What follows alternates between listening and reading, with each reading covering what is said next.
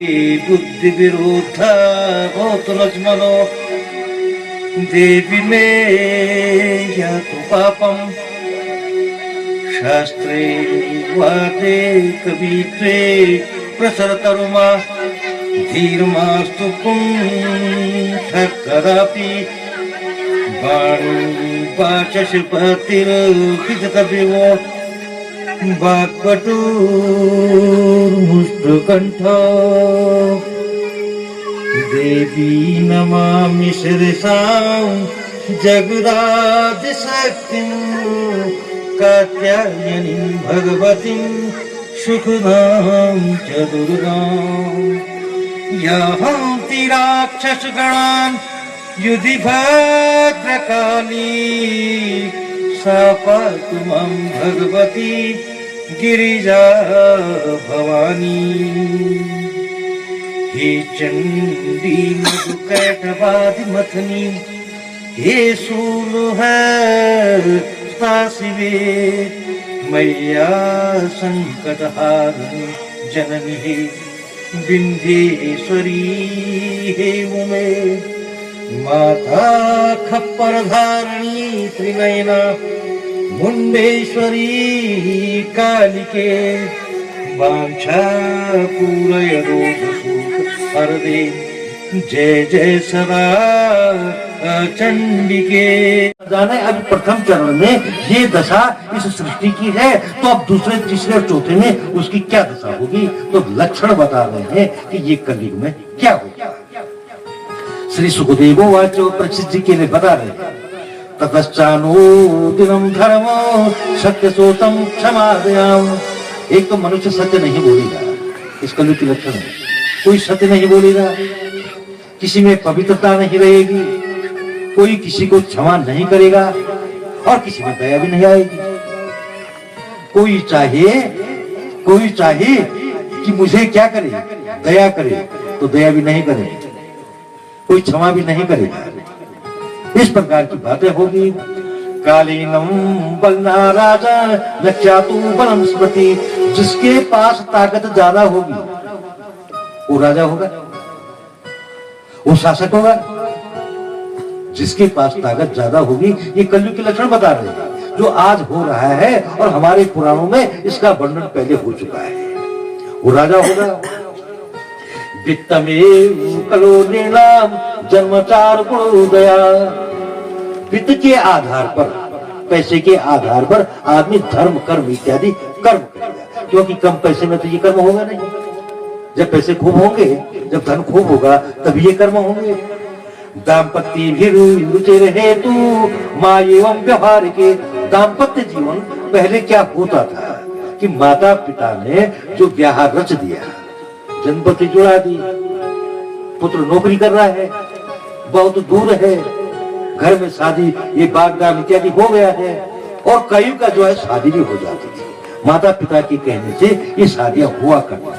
लेकिन ये क्या कह रहे हैं कि आज कलयुग में क्या होगा कि दाम्पत्य जीवन में एक दूसरे को पसंद करेंगे, एक दूसरे को पसंद करेंगे, वो व्यवहार में लाएंगे, वो व्यवहारिक बातें होगी, व्यवहारिक। स्त्रीत्वे पुंस्ते चहि रतिप्रेत सुप्रदेव ही। शादी विवाह माँ बाप के हिसाब से नहीं होगा, शादी विवाह अपने ही हिसाब से होगा। कैसा हिसाब होगा? जो अपनी पसंद करेगा वो वैसी शादी करेगा। दूरे आवृत्या न्याय दौर्बल्यो पांगते चापलम बचो। जो गरीब होगा, जो निर्धन होगा, उसे न्याय नहीं मिलेगा। जो बोल नहीं पाएगा, जिसके पास धन नहीं होगा, तो वो जो है उसको न्याय नहीं मिलेगा। पांडित्य चापलम बचो। और पंडित उसको कहेंगे जो बाचाल सत्य वाला होगा, खाली मुंह ही बजाएगा। वहां तुलसी कृत में भी आया है, पंडित वो कहा है जो गाल बजाए। ये आज कलयुग की लक्षण है कि पंडित वो माना जाएगा चापलम बचो। जिसके मुंह में वाणी होगी वो अपने मुंह से सबको प्रसन्नचित्त कर देगा। ये पंडितों की लक्षण कहा गया है इस कलयुग में। दूरे पारंती लावण्यम के साधारणो। दूर तीर्थ से गंगा जल ला करके वो गंगा जल ही तीर्थ माना जाएगा, चाहे वो गंगा दूषित हो, चाहे वो गंगा क्या है। लेकिन दूर तीर्थ से यदि वो गंगा जल हम घर में ले आए, उसे तीर्थ माना जाएगा। लावणम केशधारणम, बालों का ही श्रृंगार ज्यादा होगा। जटा इत्यादि ये योगी भिक्षुक, ये याचक लोग जो मांग रहे हैं, आते हैं, योगी का रूप धारण करते हैं, मांगते हैं, तो ये जटा इत्यादि का क्या करेंगे, ये धारण करेंगे। उदरम रमता स्वार्थम सत्यवम धृष्टवेहि, केवल पेट भरने के लिए आदमी पाखंड कर पाए। अब पाखंड सजनो क्या होता है, पाखंड वास्तविकता से अलग होता है। जटा बढ़ा दिया, खूब बड़ी जटा बढ़ा दिया, वो त्रिकुंड लगा दिया, कानों में कुंडल डाल दिया, हाथ में टिमरू का लट्ठा रख दिया, बड़ा भगवा वस्त्र धारण कर दिया, लाल कपड़े पहन दिए और कमंडल रख दिया, हाथों में भी रुद्राक्ष डाल दिया, गले में भी रुद्राक्ष डाल दिया, बाहों में भी रुद्राक्ष पहन दिया। अब चले गए यदि किसी के द्वार पर, पाँव में खड़ा हो डाल दिया और किसी के द्वार पर चले गए, तो आप भी दिखे लगी होगा ये तो महान है। लेकिन उसने क्या किया, पाखंड किया है। सज्जनों, जो समाधिस्थ लोग हैं, जो सिद्ध पुरुष लोग हैं, उन्हें तो भटकने की आवश्यकता नहीं है। जो स्वयं सिद्ध है, जो सिद्ध पुरुष है, उनको इधर उधर दाएं जाएं बाएं जाने की जरूरत नहीं है। उनके चरणों में तो लोग झुक जाते हैं, उनके चरणों में चले जाते हैं, वो स्वयं सिद्ध है। अब वो क्या करेंगे, वो पाखंडी लोग क्या करेंगे, द्रष्टव्येव च, दुनिया को भ्रमित करेंगे। स्वयं भी भ्रमित है, स्वयं भी पाखंड कर रहे हैं, पाखंड कर रखे, जटा इत्यादि सब रखा हुआ है, धारण किया हुआ है। इनका पूर्व अनुमान लोग कैसे लगाएंगे कि यदि दरवाजे पर खड़ाऊ रखे हैं और लाल वस्त्र वाला आदमी अंदर बैठा है और टिमरू का डंडा दरवाजे पर है, तो सबको अंदाज लग जाएगा कि अंदर कोई जोगी बैठा हुआ है। ये पूर्वानुमान लोग पहले कर देंगे। ऐसे इस कलयुग के लक्षण होंगे। ये सुखदेव जी कह रहे हैं कि हे राजन, परीक्षित के लिए ब्रह्म विटक शूद्राणाम यो बलि भविता निर्भव, चाहे ब्राह्मण हो, क्षत्रिय हो, शूद्र हो, वैश्य हो, इनमें से जो बलि होगा अर्थात बलवान होगा वो राजा बनेगा। प्रजा ही लुद्राजेनो निगड़े दश धर्म भी, ये प्रजा को ऐसे संतप्त करेगा, ऐसे परेशान करेगा, ऐसे सताएगा कि जनता इससे परेशान रहेगी, लेकिन रहेगा वही राजा, वही रहेगा। अब ये आज सब दिखाई दे रहा है, आज की सृष्टि में सब वही दिखाई दे रहा है। और फिर यहाँ क्या होगा, अनावृष्टया विनष्टंति दुर्भिक्षा कर पीड़िता, अनावृष्टि होगी, अरे बारिश नहीं होगी, बारिश नहीं होगी, अन्न उत्पन्न नहीं होगा, अन्न उत्पन्न नहीं होगा तो अकाल पड़ेगा, अकाल पड़ेगा तो लोग परेशान रहेंगे। यह अतिवृष्टि या खंड वृष्टि, खंड वृष्टि उसे कहते हैं कि जो पृथ्वी का तोड़ फोड़ कर दे, उसे खंड वृष्टि कहते हैं। अनावृष्टि उसे कहते हैं बारिश नहीं होना, और अतिवृष्टि उसे कहते हैं कि बारिश का ज्यादा होना और सारी गदरी नदी इत्यादि ये तूफान, ये उफान पे आना, ये जो है ऐसे इस कलयुग में हुआ। अतिवृष्टि होगी, अनावृष्टि होगी और खंड वृष्टि होगी, और खेतों में कुछ नहीं होगा। ये ऐसा इस कलयुग में होगा। पाखंड प्रचुरे धर्मे दस्यु प्रायेषु राजसु, अब पाखंडियों का प्रचलन ज्यादा चलेगा। जो जितना पाखंडी होगा वो उतना कमाएगा, उसके घर में धन दौलत की संपत्ति उसके घर में ज्यादा होगी। दस्यु प्रायेषु, और चोरों की प्रवृत्ता होगी, चोर भी उसमें ज्यादा बढ़ेंगे। शूद्र प्रायेषु वर्णेषु कुशका प्रायेषु धनेषु तो गृह प्रायेषु शेषासु योर प्रायेषु बंधुषु, सब लोग अपने में मस्त रहेंगे, न किसी पर दया होगी न किसी पर धर्म होगा, और मनुष्य की आयु क्या होगी 30 और 20 वर्ष। गाय का जो रूप होगा, गाय के लक्षण क्या होंगे कि जैसे बकरी होती है, गाय का रूप छोटा हो जाएगा, गाय छोटी हो जाएगी। तब क्या, जब अनाचार होगा, अत्याचार होगा, व्यभिचार होगा, अतिवृष्टि होगी, अनावृष्टि होगी, खंड वृष्टि होगी, तो तब संबलपुर में संबल ग्राम मुख्य ब्राह्मण महात्मा, संबलपुर का जो वासी होगा, एक संबलपुर नगर होगा, उसमें एक ब्राह्मण होगा जिसका नाम होगा विष्णु यश नामक ब्राह्मण होगा उसके घर में भगवान कलि का अवतार होगा। कलयुग का कल के अवतार, कल के अवतार होगा। जैसे अन्य देवताओं का अवतार है ऐसे कली अवतार होगा। तो जब ऐसा होगा इस पृथ्वी में अनाचार होगा, अत्याचार होगा, व्यभिचार होगा, अतिवृष्टि अनावृष्टि जो भी ये वर्णन आ रहा है, तब ऐसा होगा तो संबलपुर में जो है विष्णु यश नाम की ब्राह्मण के घर में एक भगवान जो है कल्कि का अवतार होगा। उनके पास देवदत्त नाम का एक घोड़ा होगा।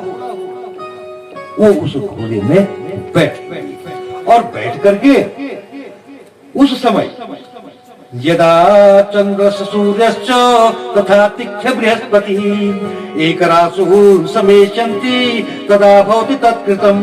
अब कब होगा कि जब चंद्रमा, सूर्य और बृहस्पति, चंद्रमा रात्रि की अधिष्ठाता, सूर्य दिन की अधिष्ठाता और बृहस्पति देवताओं के ब्राह्मण, ये कहाँ होंगे? ये पुष्य नक्षत्र में होंगे। और पुष्य का जो है, पुष्य का स्वामी जो होता चंद्रमा होता है।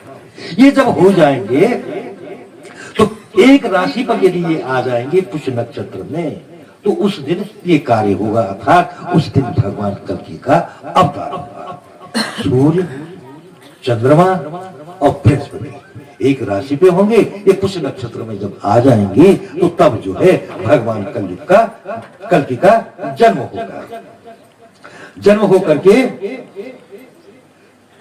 ये क्या करेंगे? घोड़े पे बैठेंगे और घोड़े में बैठ करके जो पापी मनुष्य है उनका वध करते जाएंगे और जो सज्जन पुरुष है उनकी रक्षा करेंगे। तब क्या होगा? देवापि संतनो भ्राता मरु इक्ष्वाकु वंशजो। तब जो है मरु, इक्ष्वाकु वंश का पुत्र, उस वंश में मरु नाम का राजा होगा और देवापि होगी संतनों के बड़े भाई। संतनु पांडव वंशी है ना, तो उनके जो बड़े भाई देवाजी हैं, तब इनका ये क्या करेंगे? राजाओं में मरु और देवापि ये धर्म का प्रचलन फिर प्रारंभ करेंगे। जब धर्म क्षीण हो जाएगा, जब धर्म नष्ट हो जाएगा तो फिर ये धर्म का प्रचार करेंगे। कृतम त्रेता द्वापरम च कलिश्चेति चतुष्टयम्। इस प्रकार से कलयुग, द्वापर, ये सारी चीजें क्या होगी? ये बारी बारी से आते जाएंगे और चलते जाएंगे और कली का धर्म ऐसा माना जाएगा। कल की भगवान अवतार लेंगे। बोले सनातन धर्म की जय। सज्जनों, इस जीवन का अस्तित्व नहीं है। ये कलयुग है ना, यहाँ वैसे भी आज मनुष्य की कम है, इसका अस्तित्व नहीं है। कैसे नहीं है? मान लो उदाहरण के लिए कोई राजा ये मानता है कि मैं चक्रवर्ती भी हूं, सब मेरे अधीन में है, लेकिन सबसे बड़ी बात क्या होती है? प्राण होते हैं मनुष्य के। गिरा हुआ मनुष्य भी, प्राण त्यागने वाला पुरुष भी नहीं चाहता है कि मेरे प्राण इस दुनिया से चले जाए। ये खाली कहते हैं लोग, अरे मर जाते इस दुनिया से ना, निकल जाते तो बहुत अच्छा। नहीं, सबको अपना प्राण प्रिय होता है।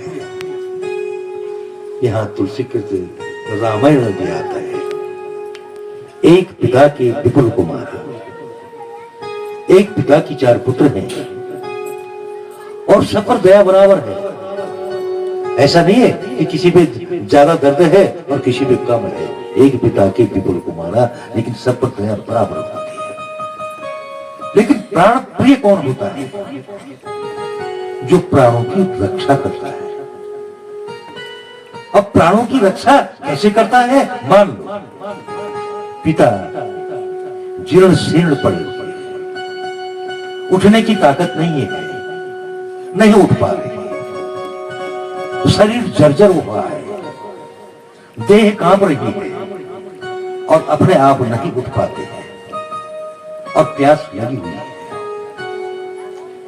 प्यास की इच्छा है कि कोई आता और मुझे पानी पिला देता।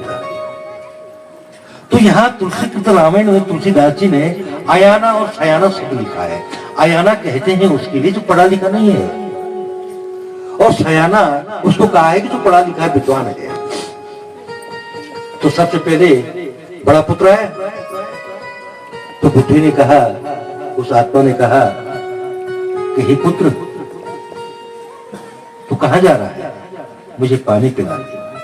वो बोला, पिताजी मुझे टाइम नहीं है, वो दूसरा आ रहा है, मैं कहीं जा रहा हूं। वो तो निकल गया। ये आत्मा तड़प रही है पानी के लिए कि पानी चाहिए, पानी मिलेगा। अब दूसरा आया,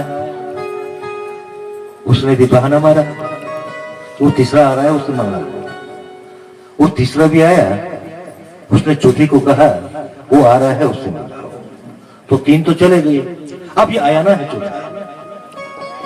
ये पढ़ा लिखा नहीं है, ये नहीं जानता कुछ, लेकिन ये क्या करता है, एक गिलास पानी उठा करके उस आत्मा को दे देता है।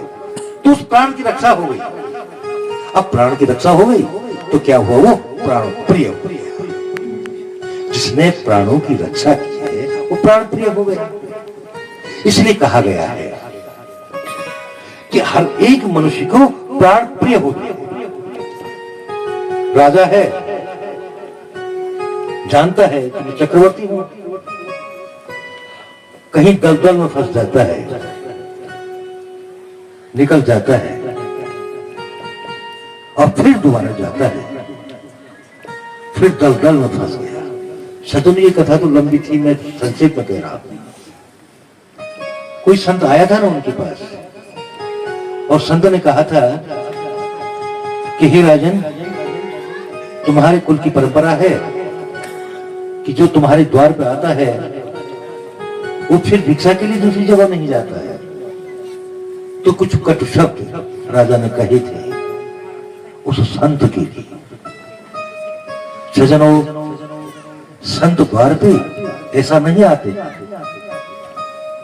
अब संत ने कहा कि मुझे इसका जवाब देना है। अब सिद्ध पुरुष था, आ गया। तो ये राजा जो है एक दलदल में फंसा हुआ है। तब तक वही संत वहां से निकल रहा है, वहां से जा रहा है। तो राजा ने बुलाया, पहचाना नहीं उस संत को कि ये संत कभी मेरे द्वार पे आया था। उसके लिए कह दिया कि हे योगी, मैं दलदल में फंसा हूं और मुझे निकाल दीजिए, और मैं पानी के लिए भी तड़प रहा हूं। तो संत ने कहा कि तुम क्या दोगे, तुम क्या दोगे? कहा कि यदि मेरे प्राण बच जाएंगे तो मैं आधा राज्य दे दूंगा। अच्छा चलो, मैं तुम्हारे प्राण बचा लेता हूं। अब दलदल से निकाल दिया, अब चाहे तो पानी, तो ठीक है, मैंने आपको वहां से निकाल दिया है, आधा राज्य मेरा हो गया है। अब कहा पानी दो, तो कहा ये पानी गंदा है ना, नहीं इसी को दे दो। तो कहा यदि इससे तुम बीमार पड़ गए तो फिर क्या दोगे? कहा कि तुम ठीक करोगे संत जी? कहा मैं ठीक करूंगा। तो तुम क्या दोगे? जो आधा राज्य शेष है मैं उसे भी दे दूंगा। तो कहा फिर तेरी जो कीमत है, तेरे राज्य की जो कीमत है और तेरे अहंकार की जो कीमत है, वो तो आधा गिलास पानी हो गया। फिर तेरा अस्तित्व क्या है? तब योगी अपने वास्तविक रूप में आते हैं, उसको समझाते हैं राजा के लिए कि हे राजन, कभी मैं मांगने के लिए तेरे द्वार पे आया था, अब तुमने मुझे जो है कटु शब्द कहा। बोले सनातन धर्म की जय हो। ऐसा